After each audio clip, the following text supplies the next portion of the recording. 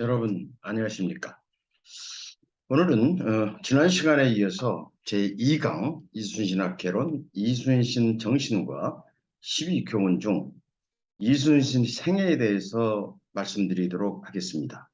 그래서 우리가 이순신은 누구인가에 대해서 본 강의 전반에 걸친 이순신의 무관으로서의 직책을 한번 살펴보는 것은 이순신 전체를 이해하는 데 대해서 큰 도움이 될 것이라 생각해서 맨 먼저 이순신이 누구인가, 이순신의 생애, 즉 탄생부터서 마지막 노량해전에서 순국하기까지의 과정을 간단히 살펴보도록 하겠습니다. 그리고 제3강부터서 강의가 끝날 때까지는 이순신이 거쳐갔던 직책 하나하나에 대한 세부적인 내용이 설명이 될 것입니다. 자, 그러면은 이순신은 무관이었습니다. 그래서 무과 합격 전에 이순신이 태어난 과정에 대해서 살펴보도록 하겠습니다. 우선 1545년 3월 8일 양력 4월 28일 날 탄생을 했습니다. 그래서 오늘날에도 양력 4월 28일은 충무공 이순신의 탄생일로 제정이 돼서 각 기관이나 유관 단체에서 행사를 하는 경우도 있습니다. 이순신은 한성, 오늘의 서울이죠. 건천동에서 태어났습니다. 오늘날의 주소로 살펴보게 되면은 서울시 중구 을지로 인현동, 과거에 여기에 영화관이 있었죠. 자, 이 강의 중에 잡음을 좀 없애도록 하겠습니다. 자, 이어서 이순신은 그 가계도를 보게 되면은 덕수 이씨 12세손이었죠. 그래서 부치는 이정, 그다음에 모치는 초계변씨 사이에서 셋째 아들로 태어났습니다. 오늘날과는 좀 다르지만 과거에는 자라는 게 있었어요. 자, 그러니까 어떤 상대방을 부를 때 좀 편하게 부르게.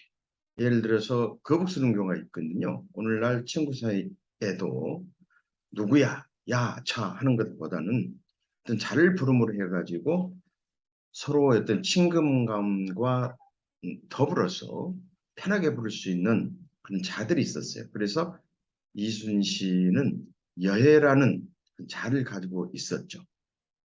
물론 우리가 잘 알고 있는 충무라는 이 시호는 이순신 사후에 붙여진 것입니다. 그래서 기록마다 조금씩 차이가 있기는 합니다만은 개략적으로 이순신이 서울에서 유년기를 보내고 13세 전후해서 아산, 즉 어머니의 고향 아산 송곡리로 이사한 걸로 알려져 있습니다. 그리고 21세 되는 해 1565년 결혼을 했죠. 즉 부인은 보성군수 방지인의 딸, 당시에 19세였다고 그래요. 물론 방지인은 무관 출신입니다. 그럼에도 불구하고 보성군수를 지낸 바가 있습니다.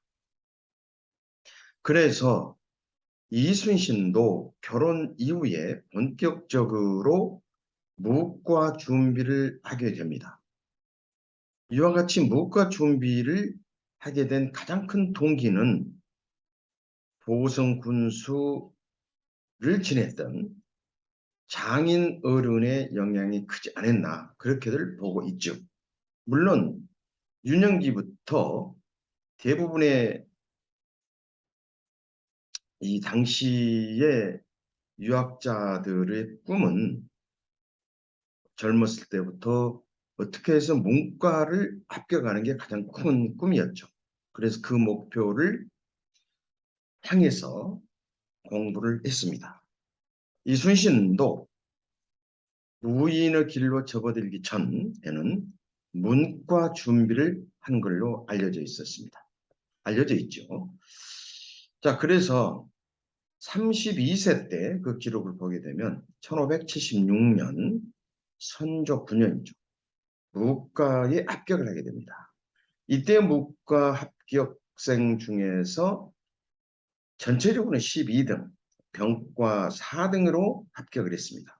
그래서 당시에 이 무과에는 갑과, 을과, 병과에서 이제 총 29명을 합격을 시켰는데 병과는 가장 어떻게 보면 낮은 어떤 클래스의 무과, 그 무과라고 보면 되겠죠. 이 중에서 21명 중에서 4등을 했으니까 전체적으로는 갑과 3위, 을과 5위, 앞에 8명 있고 4위니까 전체적으로는 12등을 한 거죠.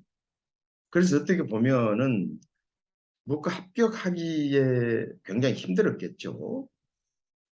그 중에서 12등을 한 거니까 합격생 중에서는 월등한 성적으로 합격은 하지는 못했다. 이렇게 볼 수가 있습니다. 자, 그러면은 이제 무과를 합격했는데 전라자도 수군절도사 이전에 이순신의 군 보직을 한번 살펴보도록 하겠습니다. 32세 때 무과에 합격을 했지만 곧바로 보직을 받지는 못했습니다. 그래서 몇 개월 후에 함경도, 그러니까 아주 변방이죠. 서울에서 보게 되면 오랑캐들 출몰이 아주 많았던 곳이잖아요. 동부비보 권관, 그러니까 오늘날에 보면 어떤 육군 소위 소대장 계기라고 보면 가장 우리 이해가 쉬울 겁니다. 그래서 오늘날도 장교가 되는 길은 첫째는 이제 임관을 해야 되기 때문에 사관 학교를 졸업하거나 지금 현재로서 보면은요. 또 ROTC가 있죠. 물론 ROTC도 지금 3군, 6해공군의 ROTC가 있고 또 그 다음에는 이제 학사장교가 있죠. 해군에서는 OCS라고 부르기도 합니다만은 이와 같이 세 가지의 크게 그룹으로서 나누어서 이 장교가 됩니다. 당시는 그런 게 없었고 대부분 무과를 합격을 해야 됩니다. 무과를. 그래서 이순신도 출발은 무과를 합격하고 어떻게 보면 이제 군문에 들어오는 거죠. 들어왔던 거죠. 그래서 이제 35세 때는 이제 권관이 한경도 동구비보 기공 공관 비보 권관을 끝내고 훈련은 봉사로 이제 근무를 하게 됩니다. 이어서 잠시하고 충청 병마절도사, 충청 병사, 육군의 오늘 같으면 이제 사단의 어떤 군관으로 장교로서 근무를 하게 됩니다. 그 다음에 36세 때 드디어 이제 최초로 지금 같으면 해군, 수군 장교로 근무를 하게 되죠. 그래서 전라좌수영, 여수에 있죠. 이 본부가 당시에 발포만호 고흥군에 있습니다. 지금도 발포라는 곳이 있죠. 발포 만호를 하게 됩니다. 기지장 오늘 같으면 이제 그 기지의 클래스마다 좀 다릅니다만은 오늘날 같은 해군 소령이나 중령급 이 담당했던 전라 좌수영 산하의 발포 만호를 냈습니다. 그 다음에 다시 이제 이어서 39세에 1583년 다시 함경도로 갑니다. 이때는 또 육군으로 병사의 군관으로 근무를 하다가 다시 근원부 군관으로 다시 또 훈련원으로 이렇게 이제 짧은 기간에 이어서 계속해서 이제 보직을 맡았습니다.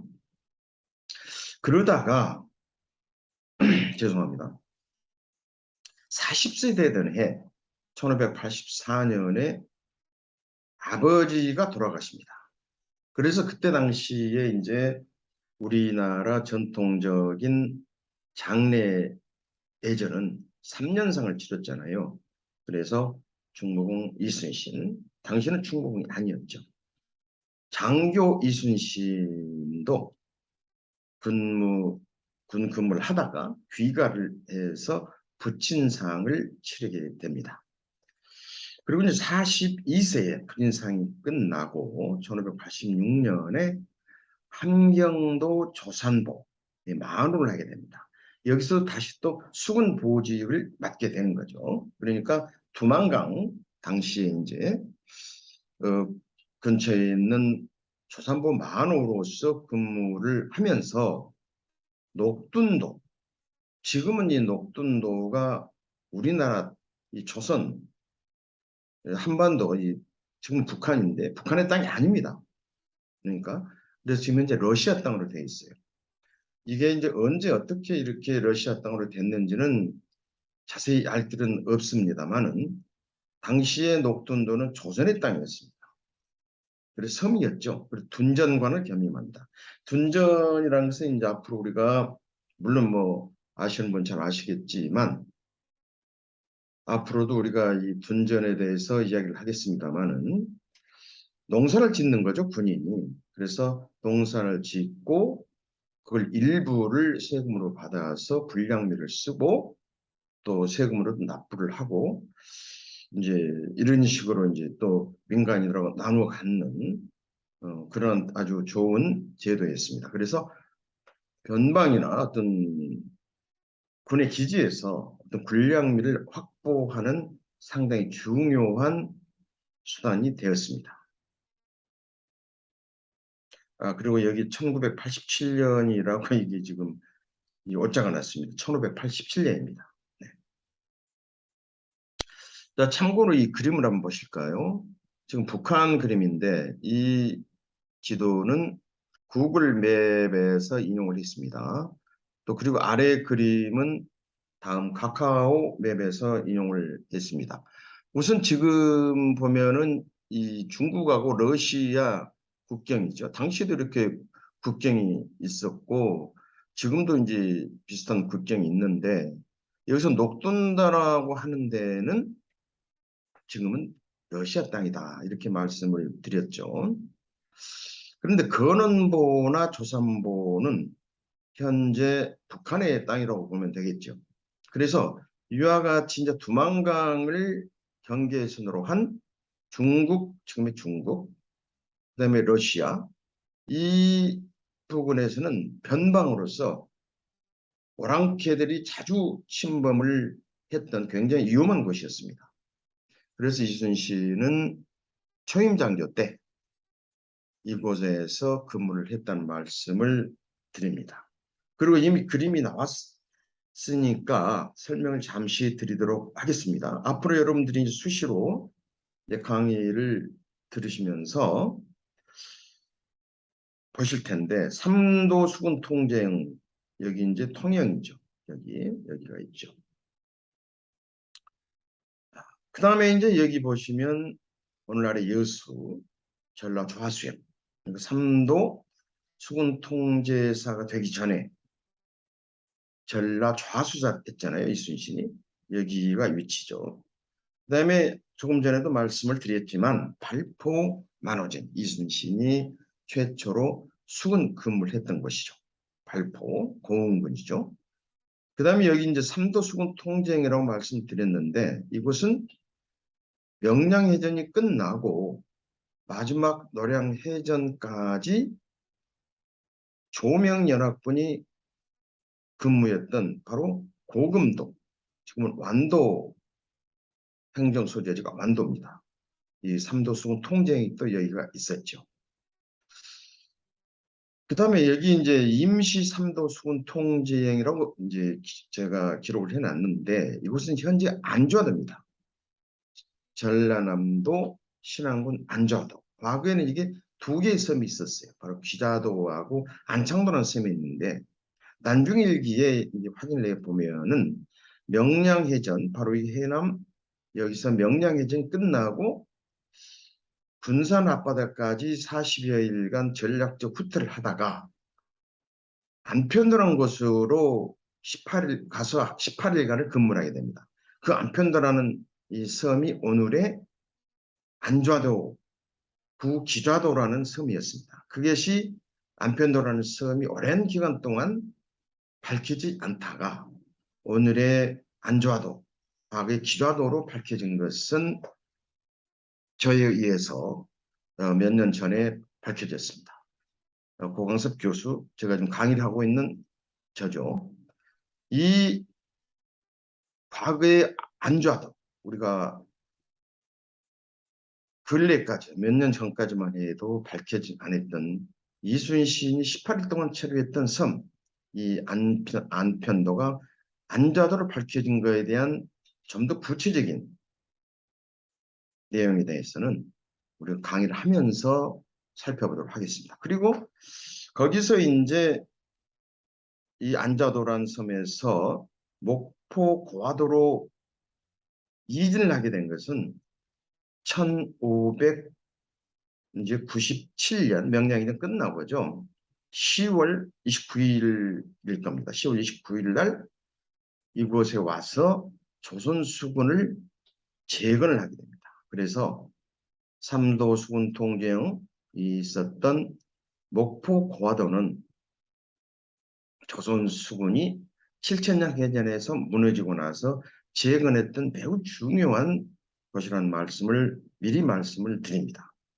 자, 그래서 이와 같은 이제 이 삼도 수군 통제령과 관련된 이순신의 당시의 체류 상황에 대해서는 차근차근 설명을 드리도록 하겠습니다. 그래서 42세 때 다시 이순신은 함경도 조산보 만호로 가게 됩니다. 물론 과거에 한번 여기 근무를 했죠. 녹둔도 둔종관을 겸임했다고 그랬죠. 여기 또 1987년에 해놨습니다. 1587년입니다. 죄송합니다. 그 다음에 여기에서 이순신의 생애 중에서 또 가슴 아픈 일이 벌어집니다. 백의종군을 하죠. 함경도 병마절도사 2일 이제 있으면서 앞에서 이제 1586년 조선보 만호를 하면서 녹둔도 둔종관을 겸임하는 굉장히 큰 그 넓은 지역을 담당을 해야 돼요. 만호를 하면서 둔정관까지 겸임을 합니다. 근데 기록을 보게 되면 여기서 이순신은 이 넓은 지역도 겸해서 해야 되기 때문에 병력이 더 필요하다는 이야기를 수차 당시에 어떤 사령관이 2일 이렇게 건의를 했다고 합니다. 그래서 물론 이제 그 왜 병력을 추가로 보충해 주지 않았는가 이렇게 정확한 어떤 기록에는 없습니다만은 그걸 무시하고 적은 인원으로 계속해서 만우와 둔정관 역할을 하게 된 거죠. 그래서 또 가을이 되게 되면 그 변방의 오랑캐들이 이 둔전을 자주 침략을 했다고 합니다. 그래서 이제 가을 되면 수확을 하게 되죠, 둔전에서. 그래서 이제 이 수확된 식량을 약탈해가고 했던 그런 사례들이 아주 많았다고 그래요. 그래서 그때 당시 이제 오랑캐들이 침략을 해서 피해를 입었습니다. 이제 그 피해 입은 거에 대한 어떤 책임 때문에 물론 최선을 다해서 이순신이 막고 저항을 했지만 피해가 있었습니다. 그래서 그때 당시 백의종군을 했습니다. 그래서 이때 이제 이순신이 백의종군을 한 거에 대해서 역사학자들은 이일 당시에 병마절도사에게 부당한 징계를 받았다라고 이게 평가를 하고 있습니다. 바로 이듬해 해에 이순신은 백의종군에서 해제를 하게 됩니다. 다시 이야기하면 이제 원복이 되는 거죠. 그래서 백의종군이라는 것은 여러분도 아시겠지만 계급 없이 이제 근무를 하게 되는 거죠. 다행히 이순신은 오랑캐들이 침략했을 때 입었던 그 피해를 적을 이제 오랑캐 소탕 작전에서 큰 공을 세워가지고 백의종군에서 해제되는 그러한 이제 역사적 이순신의 치적이 있었습니다. 그 다음부터는 좀 이제 속도가 좀 빨라지는데요. 이순신의 어떤 보직이 45세 때 전라도 순찰사 이광의가 아니고 이광의 군관으로서 근무를 하게 됩니다. 여기서 이광이란 이 순찰사한테 굉장히 신임을 얻었어요. 그래서 이제 정읍 현감으로 12월 달에 근무를 하게 되면서 전라자수형 수군절도사로 부임하기까지 수차례의 보직으로 이제 발령이 났다가 취소되는 반복이 됩니다. 이게. 물론 이건 이제 지금 보게 되면 정읍 현감에서 수군절도사로 어떻게 보면 특진을 하게 되는 그런 과정인데 사실은 여러 단계를 뛰어서 수군절도사로 되는 과정을 어떻게 보면 합리화시키는 과정이라 볼 수도 있겠죠. 그래서 보직을 현감에서 높게 줬다 다시 취소하고 또 줬다 취소하고 이런 과정을 겪음으로써 자연스럽게 이제 수군절도사로 특진이 되는 그런 과정을 겪었다고 보면 되겠죠. 당시에는 이제 어떤 장수들을 유사시에 특진을 시키는 그런 제도가 있었어요. 예, 그래서 이순신도 그런 어떤 혜택을 입었다고 보면 되겠습니다. 물론 여기에는 유성룡의 큰 서포터가 있었다는 것은 우리가 역사에서 잘 알고 있습니다. 알려져 있습니다. 역사로. 자, 아무튼 이 시기가 바로 이제 잠깐만요. 살펴보도록 하겠습니다. 이 시기가 아이고, 죄송합니다.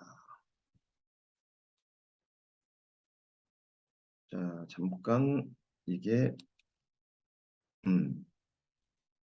임진왜란 여기 기록이 잘 안 보여서 그러는데 임진왜란이 일어나기 약 1년 2개월 전입니다.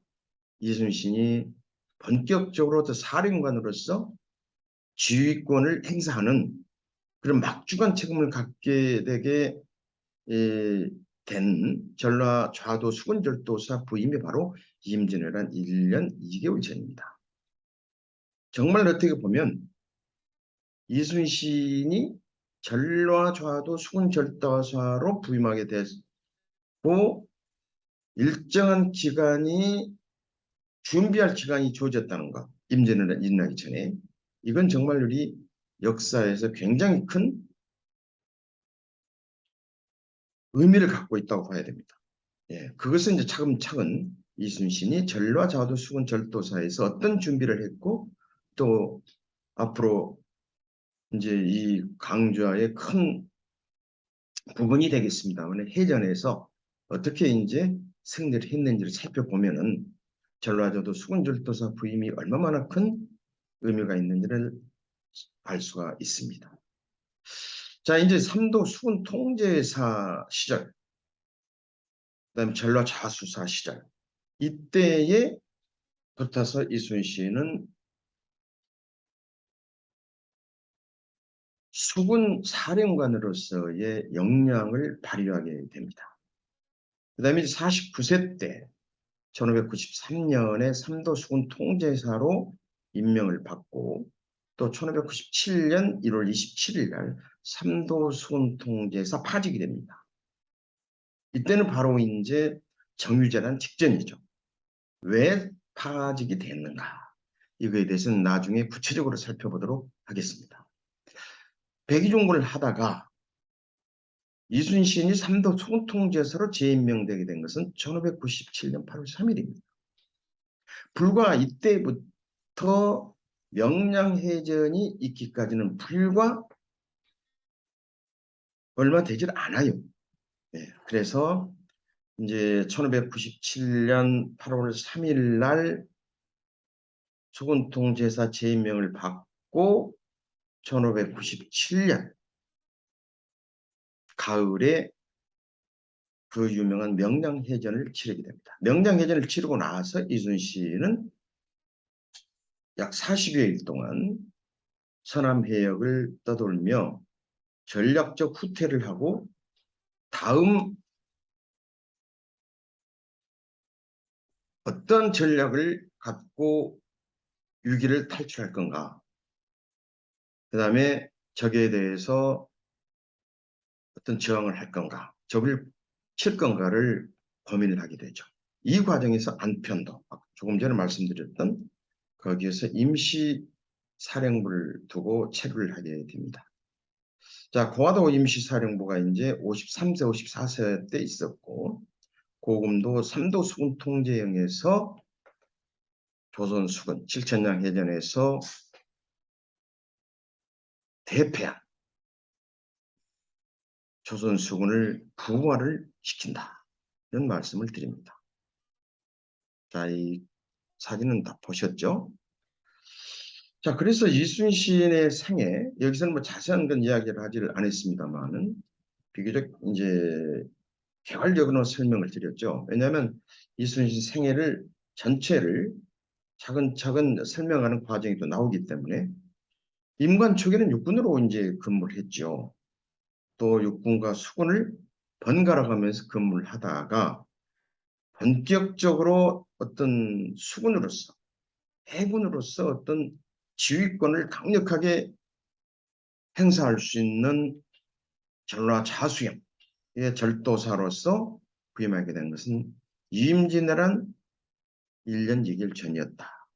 이런 말씀을 드리고, 실제로 이임진왜란 1592년 발발부터 1598년 이임진왜란이 끝날 때까지 이순신은